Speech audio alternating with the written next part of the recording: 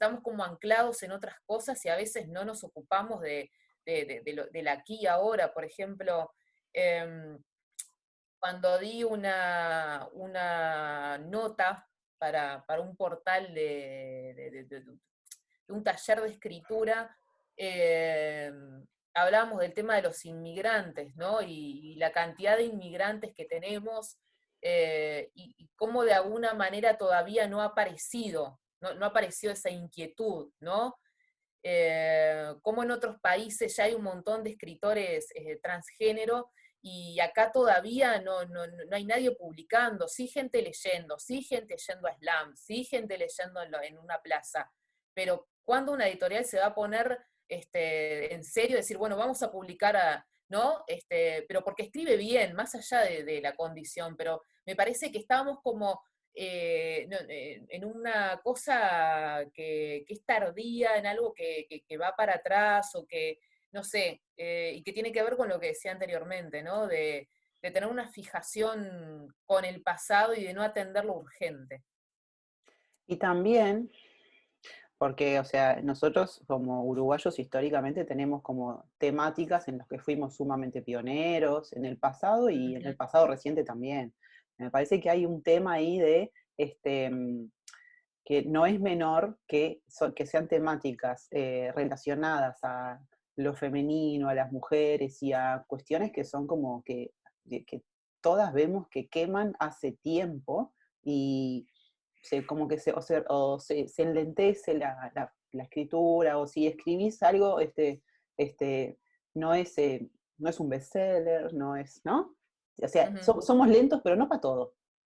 No No para somos, todo, no para todo. no somos haraganes o lentos para algunas cosas. En esta en particular se enlentece, no se sabe por qué, y mm, yo lo dejo tirando, lo tiro ahí, ¿no? No, también hay que estar Patadita. claros en que son temas que duelen, ¿no? Claro. Entonces, hablar libremente es complicado y a veces nos preguntamos cómo llegamos a determinados temas. Y yo llegué a este tema no porque, ay, vi un día, no sé, en una plaza unas mujeres vestidas de blanco y dije, ay, qué loco, qué bueno. No, porque a mí esa realidad me estaba interpelando. Digo, como muchas mujeres, yo también viví con la violencia, conviví con la violencia, tanto en las calles como en lo institucional. Justo fue un periodo cuando yo decidí hacer esa investigación que me sentía interpelada por la violencia machista desde todos los ámbitos en los que estaba, en mi trabajo,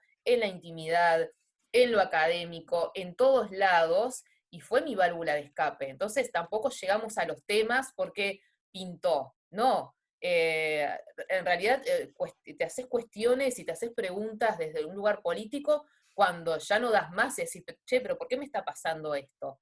¿Por qué este tipo me ofrece un laburo para acostarme con él si a mí no... ¿Por qué? ¿Por qué no me hace concursar legalmente como a otras personas? ¿Por qué no evalúa mi currículum?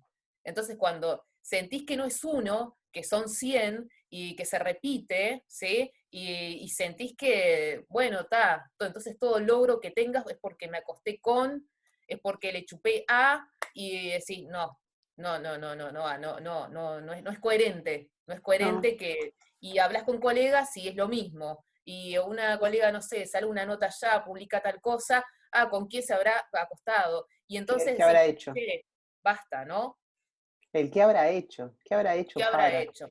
El qué habrá hecho. Entonces, También, o sea, también creo que llegamos a ese tipo de escritura, por lo menos yo llego a ese tipo de escritura también por un tema de dolor, ¿no? Porque la escritura también es una forma de sanar, de poder también autoanalizarse, y yo tenía la necesidad brutal de hablar de la violencia que nos mm, atraviesa físicamente, simbólicamente, en la calle, en las instituciones y bueno, en todos los lugares, ¿no? sí, me parece que también eso que vos decías hoy, hay cosas que nos duelen. El tema es a quiénes, porque, o sea, mientras nos duela a personas que podemos escribir o movernos. Ay, te tiene que doler a la gente que tiene la sartén por el mango. Ahí tenemos una mano levantada así, Sí, dale.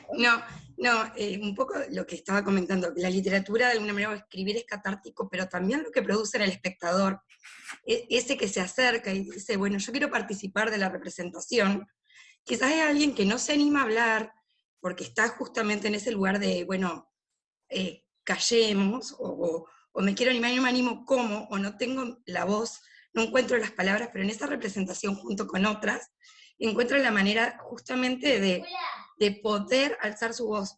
De Claro, repente como sí mismo no se animan, pero ahí se claro. acercan por esa cuestión, y ese alzar la voz es catártico también. O sea, que el que Sí, escribe, pero también el que participa de las representaciones. sí, Eso. tal cual. La fuerza de la No, está manada. buenísimo lo que dijo Ana Cecilia recién, porque eso también hace unos días tuve una entrevista y la periodista me dijo, no, porque yo vi que en tu Facebook vos no querés que los hombres vayan a las marchas del 8 de marzo, ¿no? Y tiene que ver, dentro de todas las razones que le di, tiene que ver un poquito con lo que decía Ana Cecilia, ¿no? A veces los espacios artísticos, a veces los espacios colectivos, son espacios de sororidad, son espacios de resguardo, son espacios de contención, ¿no? Y son espacios que merecen ser cuidados, ¿sí? Porque nosotras nunca sabemos qué hay detrás de la historia de una compañera, por qué se acerca, porque está el caso de aquellas que no pueden hablar, o ya sea porque estén silenciadas por diferentes factores, ¿bien? Pero encontraron ese espacio, ¿sí? Para poder, eh, por lo menos, sacar algo, ¿no? Y esos espacios necesitan ser cuidados, necesitan ser respetados, ¿no? Y pasa mucho, por ejemplo, en la caída de las campanas, yo la última vez que la vi, que fue como en marzo del 2019, allí vi, por ejemplo, unas señoras que eran ex usuarias del Vilar de Bo, y yo ahí lo pongo en el libro, ¿no? Y capaz que no es explícita la denuncia hacia un agresor puntual, pero sí hacia una institución, sí a la manicomialización, sí a otras formas de apropiación de los cuerpos y de violencias, ¿no? Y esos espacios funcionan como un resguardo, porque vos hablas con ellas de repente y capaz que no te pueden seguir esta línea de comunicación y saltan con otra cosa, pero necesitan hablar, necesitan expresarse y necesitan ser escuchadas como cualquier otra mujer. Entonces, es también necesario pensar a estos lugares no simplemente como una finalidad artística, que sí que la tienen, y como una finalidad política, que sí que la tienen, sino que a partir de ahí muchas mujeres se acercan y encuentran ayuda y encuentran sobre todo escucha, ¿no? Que a veces es lo más difícil.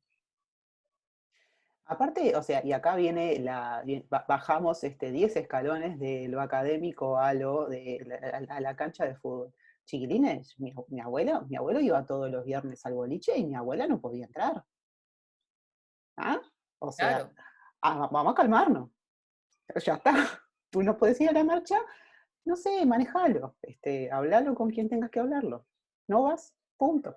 Perdón que bajé no, hay gente que estrepitosamente, sí, que, pero que le parece que es apropiado, yo entiendo todas las razones, pero a veces no sabemos por qué esta mujer se acerca a ese espacio ese día y no puede otro día. Entonces, eh, ser, nada, cuidadosos con eso, ¿no?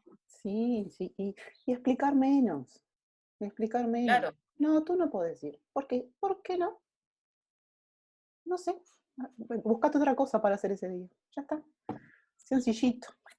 Escuchame una cosa, Yanni. Si quieren, tengo un par de preguntas más como para irnos a otras partes del libro, si quieren. Y vamos con la de Flaners y luego con la otra de las leyes nuestras, las leyes que sí fueron innovadoras respecto para las cuestiones más femeninas. Escuchame una cosa, acá hablamos un poco del concepto de flaner y me quedó resonando, porque claro, el concepto este del transeúnte, que es parte de la performance y demás. Específicamente del 8M, yo no sé el 25 porque no he ido, pero en el 8 es como que el, los espacios se transforman en lugares seguros para la mujer, ¿no? O Ujú, por lo menos sí. esa sensación de, bueno, hoy yo camino con mis iguales y acá está todo bien, ¿no? Que sucede, que no sucede habitualmente en la calle, muchas veces, bueno, ahí en 10 de cada 10 verán, que ahora les paso el link, les pasé recién la caída de las campanas.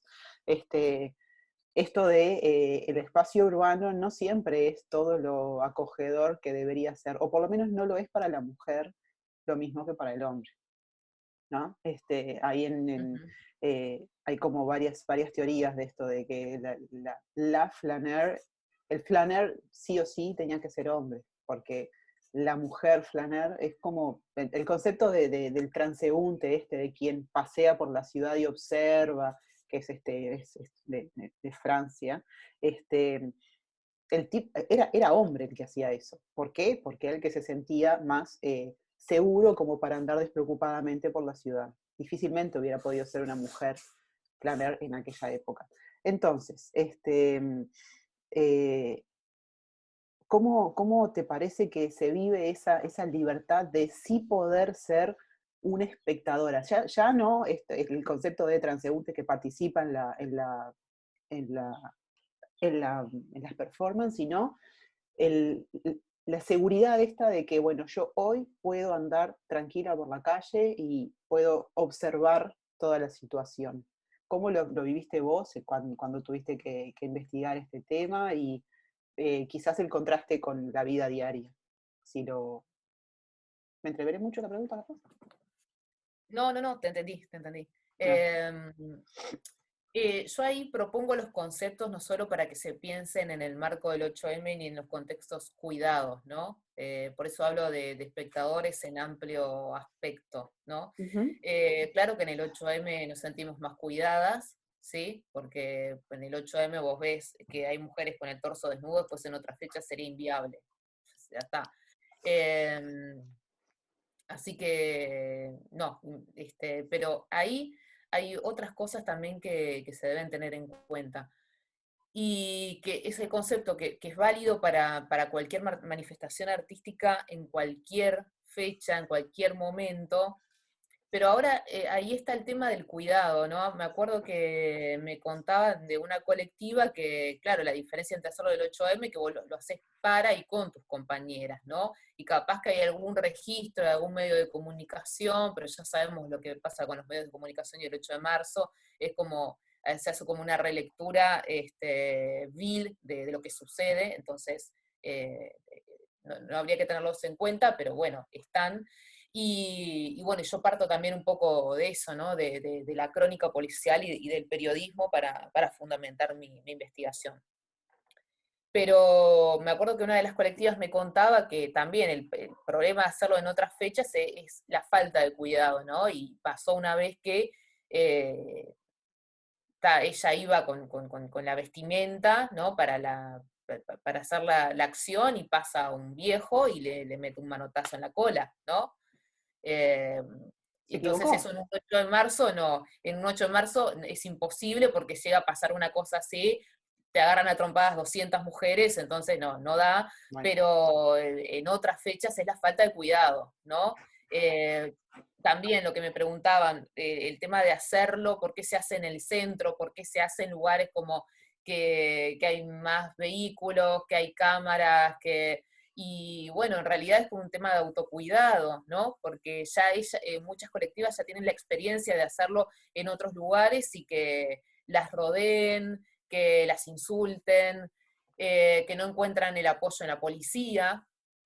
Entonces, no es fácil, pero sí, el 8 de marzo de alguna manera te genera o te da el cuidado que otra fecha no, y que allí realmente es un riesgo y es una resistencia y obviamente es mucho más político, ¿no? Porque viene la policía gratuitamente a sacarte cuando no estás haciendo nada molesto, estás haciendo una acción artística que a veces, muchas veces, se tiene que ver con el silencio, con el duelo, porque todas están atravesadas por el duelo, y sin embargo eso molesta.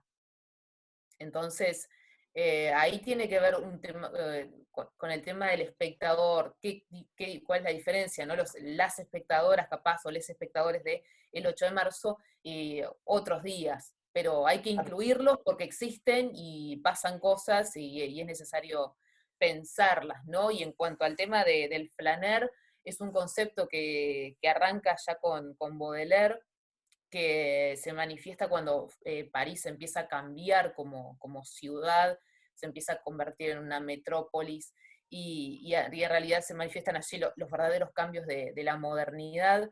Y me apropié ese concepto primero porque hay una autora argentina que se llama Malala González, que ella trabaja, o en realidad analiza casos de activismos en la dictadura argentina, ¿no? Activismos en la calle en dictadura argentina, y ella habla del concepto del transeúnte, y a mí me gustó, me quedó en la cabeza, yo digo, bueno, claro, es un espectador transeúnte, es un espectador flaner, porque en realidad es el tránsito, vos estás en tránsito, estás mirando, pero a su vez hay que contemplar también el tema del espacio, ¿sí? O la ciudad como escenario. Ahora en la red o no sé en dónde están leyendo un libro sobre arquitectura feminista y tiene que ver, bueno, con la relación también de nuestras cuerpos con el espacio, ¿no? Y cómo generamos escenarios propios. Y generar un escenario y apoderarse de un espacio, un 8 de marzo,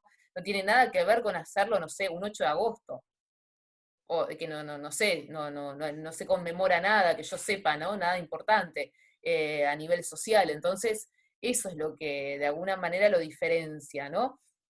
Y en realidad también el tema del flaner es convivir con el espacio, con ese espacio que nos es asignado y que a veces también nos rechaza, es convivir con los sonidos de la ciudad, porque el tema de la escucha, por ejemplo, en la ciudad no es algo que esté cuidada, no es algo cuidado en el sentido que hay bocinazos, hay propaganda, hay un montón de cosas, no sé, te subís a un ómnibus y escuchás una radio, escuchás un locutor que nadie quiere escuchar, es todo invasivo. Bueno, entonces, ¿cómo haces arte en un contexto invasivo, en un espacio que no es tuyo, con sonidos que no elegís, a veces con espectadores que no elegís, ¿no? Es pensar críticamente esas cosas. Tal cual, tal cual. Me quedé pensando en eso, desde el 8 de agosto el flaner es más difícil que sea mujer.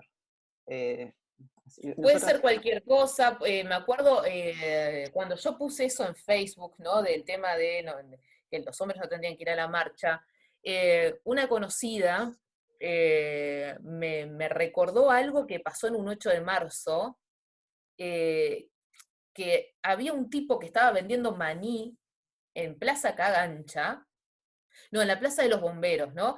Entonces, está, lo que pasa en un 8 de marzo, en Montevideo, yo este año fui a la marcha de Maldonado. Vos vas caminando por 18 de julio, somos como 200, 300, es como un malón, ¿viste? Violeta que va, y me acuerdo que hay un tipo vendiendo maní, y el tipo decía, hay que matarlas a todas. Se están haciendo las vivas, van a ver, se les terminó el recreo, bueno, hay todo un discurso ahí atrás, ¿no? Esto no puede ser, gritaba, y nosotras íbamos caminando, alguna le contestó, alguna lo miró, pero yo digo, claro, este tipo estaba ahí, lo vio ella, que no sé, esta compañera en qué momento pasó, y lo vi yo, que no sé en qué momento, o capaz que no pasamos ni siquiera a la misma hora, y el tipo estuvo ahí, y entonces, claro, cómo también los espacios van a ser violentos, cómo también nos vamos a pedir cierta separación o cierto cuidado de gente que vaya o que no vaya, y el tipo gritaba y no pasaba nada, más allá de alguna que le contestó o alguna que le gritó, pero esos personajes están, y nos vio, fue espectador, y capaz que no el más feliz, pero hay que tener en cuenta claro, esas recepciones. claro, sí, sí, sí. El tema es que cuando esas recepciones son 1 en 200, es lo que hablábamos el otro día, o sea, yo te decía, existe feminismo fuera de los límites de Cordón, Centro y Ciudad Vieja. Y vos me decías, sí, pasa que el tema de la protección es y es real. O sea, esa persona en ese momento, ese día, era 1 y las horas eran 200. El tema es cuando Claro. se invierte la proporción. Ahí la cosa se entra a complicar un poco más. Pero nada, realmente, pobre hombre. ¿Qué va a hacer? Yo no sé si puedo interrumpir para Sí, hacerme obvio, alguna dale. pregunta. Dale. Que fui anotándome cosas, pero no sé si voy a ser muy ordenada en el planteo, voy a tratar de serlo. Yo quería volver un poco a lo que había dicho Janina en relación a la producción textual o discursiva en cualquiera de las áreas, letras, artes visuales, performáticas, en relación a la no actualización del evento, es decir, por qué no somos capaces de actuar sobre lo que está sucediendo y producir discurso sobre eso que sucede. Yo también estaba pensando, y ahí lo voy a sumar a la cuestión del flaner, que es el tema de la ociosidad, no en el sentido del vago, ¿no? Voy a salirme de ese lugar y voy a hablar de la ociosidad como tiempo de empollar una situación. No creo, y tu libro es un ejemplo, tu libro es un ejemplo de un trabajo de mucho tiempo y dedicación y de pienso. Desde de repente un lugar que, si bien sos mujer, y si sos mujer probablemente fuiste víctima de violencia en algún momento, ya lo sabemos, no sos de repente representante de alguna persona que, bueno, voy a decir así, fue violada, o sea, hay casos extremos, Ujú. ¿no? Que es de donde de repente salen los discursos más dolidos o más contundentes. No quiero quitarle trascendencia ni a uno ni a otro. Pero también pienso que lo que no tenemos como productoras de discurso sobre nosotras, o lo que pasa es que a veces no tenemos tiempo ocioso, entre comillas. Entonces la persona que sufre el evento no tiene esa capacidad de tomar distancia, que es lo que hace un escritor. Toma distancia del evento, lo analiza, lo vuelve a sufrir y lo escribe. La mujer que sufre, la mujer de contextos complicados, digamos, ni siquiera tiene un tiempo para parar y pensar sobre lo que le sucede. La persona que investiga esos contextos generalmente lo ve desde afuera, entre comillas. Estoy entrecomillando mucho, pero no quiero ser categórica. Entonces a veces me pregunto si no será esa cuestión de que no tenemos el tiempo para ver, analizar, pensar y construir discursos. Y yo eso lo sumaba a un hecho que vos decías acá, que en la página 50, que me interesó muchísimo, me pareció súper válido, me gustó muchísimo, lo tengo subrayado, es que decías así, por lo tanto se plantea una estética de la incertidumbre, ya que el devenir del conflicto puede ser conocido por todos. Decís, sabemos que existen asesinos de mujeres a manos de sus parejas, sin embargo, el shock generado por una condensación de imágenes no narran una historia. Porque también nos pasa que al estar invadidos de información, parece que ya eso es como una cosa, es de todos los días. Ese hombre que gritó eso en la plaza es uno más, ya lo sabemos. Entonces, que suceda, a mí ya no me sorprende. Y el arte lo que viene a hacer es a poner luz y a sorprenderme nuevamente, de manera dolorosa, sobre un evento que para mí estaba anestesiado.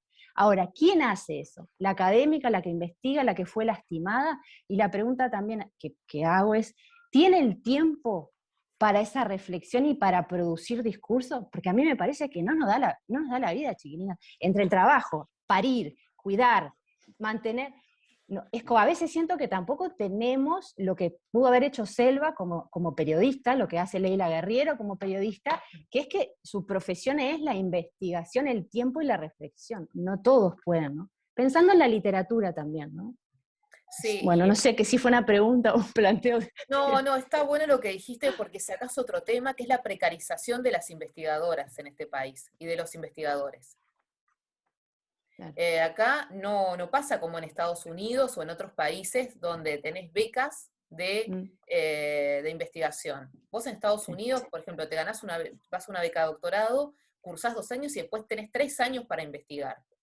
Y te están pagando, no tenés ninguna necesidad, no tenés que pagar, te pagan el alquiler, te pagan el pasaje de avión si tenés que viajar a otro lugar a investigar, o tenés que ir a buscar un archivo. Entonces, estamos trabajando bajo la precarización, y eso es real y hay que tenerlo en cuenta. Entonces, sumado capaz que al tema de la ociosidad, el tema de la precarización laboral, que es excelente, ¿no? Es así.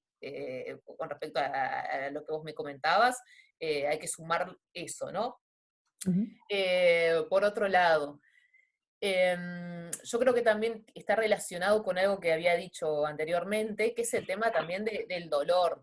Qué tan preparadas, qué tan preparados estamos para hablar de ciertos temas, y por eso capaz que el pasado nos conforta, ¿no? Eso creo que también está presente, pero estoy de acuerdo con Paula en esa cuestión de que, bueno, no nos dan los tiempos, no nos da la vida, todas somos bien distintas, entonces podemos procesar las cosas mucho más rápido, o podemos poner las cosas en palabras, poner las cosas, bueno, no sé, en diálogo, y otras no pueden, otras no tienen el acceso, no tienen la posibilidad, pero tampoco hay que olvidarlas, y creo que también nuestra responsabilidad a veces, dentro de los privilegios que podamos tener, es siempre dar una mano y no olvidar a aquellas que de repente no pueden, no tienen el mismo acceso que nosotras. Entonces, eso hay que tenerlo bien presente. Pero en lo que tiene que ver con la escritura y en lo que tiene que ver con la investigación, estamos también en un lugar donde hay una gran precarización, aunque hay becas, pero si vos te pones a pensar, yo el año pasado también gané una beca de investigación, y después cuando empecé a hacer los números, ¿no? De lo que tenía que gastar por cada seminario, lo que tenía que gastar en libros, porque Sí, sí, no es que no. me compró, no es un libro de repente un clásico que tenés desde la editorial más berreta a la editorial que tiene No, las no, sí, sí, ediciones son bilingües, textos muy ¿no? exclusivos que sí, no, me Y imagino. claro, y yo decía, qué bueno, 100.000 pesos, y cuando quise acordar, empecé a hacer la repartición y digo, o sea, No, y ahí me vino bárbaro el COVID porque tuve que hacer casi todo online y comunicarme con los archivos y las bibliotecas de forma online, y me mandaban todo online. Pero mi idea era viajar, y no, no, No hay manera. entonces es claro. irreal, o sea, está buenísima la ayuda y que nos den para adelante, pero el tema también es que a veces no podemos actuar en consecuencia con nuestra realidad y con nuestro tiempo porque no tenemos plata. Claro. Te iba a hacer una llamada de atención sobre algunas, ahora me quedé pensando, porque lo comparativo que puedo hacer es con Argentina, porque es la literatura que más leo, o sea, ojalá llegara más cosas traducidas de Brasil, pero no tengo idea de lo que pasa en Brasil. Y es que si tú vas y podés, yo ahora miro mi biblioteca y digo, bueno, tengo material sobre lectura feminista, por ejemplo, novela, y claro, y veo que tengo muchas argentinas. Belén López Peiró, tengo a Malena Pichot, Enojata Hermana, decía, tengo un montón de argentinas que han producido texto, bueno, Gabriela Borrelli, etcétera, sobre cuestiones que tienen que ver con la lucha bueno, y el plantarse y el proponer y todo eso. Y yo lo que veo que pasa acá, vamos a salirnos del área académica, que vos investigás desde un lugar, eh, ¿cómo así decirlo?, respetado. ¿Por qué es respetado? Si vos venís de la academia, mal o bien, aunque sos mujer, etcétera, bueno, viene de la academia, es investigadora, o sea, esto que ella editó tiene contenido, tiene un trasfondo y tiene una investigación. Pero yo no veo ninguna periodista uruguaya haciendo su libro y sacando a flote las cosas que piensa. ¿Qué pasa? ¿Por qué todavía no leí un libro de Denise Legrand sobre el feminismo? Y sobre todo lo que ella es. No sé, yo tampoco tengo, les voy a confesar que no soy una conocedora absoluta del movimiento ni de todo lo que se hace. Por eso este libro me encantó para poder empezar a estudiar un poco más, ¿no? Pero yo me pregunto esas cosas. ¿Por qué no hay ningún texto de una periodista que se escucha en la radio, que discursa, que agarra el micrófono y habla? ¿Por qué yo todavía no leí nada? Aunque sean crónicas, aunque sean pensamientos, aunque sea poesía, aunque sea... No he leído nada. Debe ser de las primeras cosas que leo en Uruguay. O sea, y me pregunto por qué. Si hay gente que lo está pensando, ¿es porque no hay lugar? Tú lo tuviste. Yo creo que podría ser una editorial que perfectamente podría dar lugar, o tal vez no lo está dando y yo no lo sé. Perdonen también la ignorancia. Pero me cuestiono eso. ¿Por qué Acá, no hay? No digo Blanca Rodríguez, pero por favor, hay gente que está discursando, ¿no? Todo esto que estamos diciendo, y no está escrito. Sí. Allí hay dos cosas, por ejemplo, a mí en 2 oportunidades me ofrecieron escribir en diarios reseñas sobre literatura, y empecé y después me achiqué. Primero que hay que tener tiempo, y eso tiene que ver con la ociosidad, ¿no? Porque, ¿qué pasa con la gente de la prensa? Y que yo lo viví. Están al mango todo el día, ¿no? Estás al palo todo el tiempo, generando primicias, generando contenidos que tienen que ver con el efecto inmediato. Entonces, tenés que luchar contra ese tiempo de sentarte, de pensar y de equivocarte, de darle a una amiga o una colega, che, te animás a leer, y tu colega te dice, che, mirá, para mí que esto no da, y tomarte otro día o meses para corregir un parrafito que es una porquería, ¿entendés? Pero que es significativo. Entonces ahí está el tema del tiempo. ¿Quiénes tienen la predisposición a sentarse? Porque son horas. Yo me acuerdo que tuve una profesora en el IPA en primer año, primera materia que tenemos, que creo que fue literatura universal, y ella puso el método para que a ustedes les vaya bien en esto, y puso las siguientes iniciales. Puso una H, una C, una L y una S. Y miramos eso, ¿qué es eso? Y ella dijo, horas con la silla. Horas con la silla. Entonces, capaz que está buenísimo que esas periodistas estén en los medios masivos y que estén produciendo cosas de forma bastante rápida, porque a veces la emergencia necesita de eso, ¿no? De la escucha y de la presencia continua en los medios. Y creo que también el tema de la escritura, de pensar, lleva su tiempo y hay que hacérselo, y eso a veces es lo más difícil, ¿no? La constancia.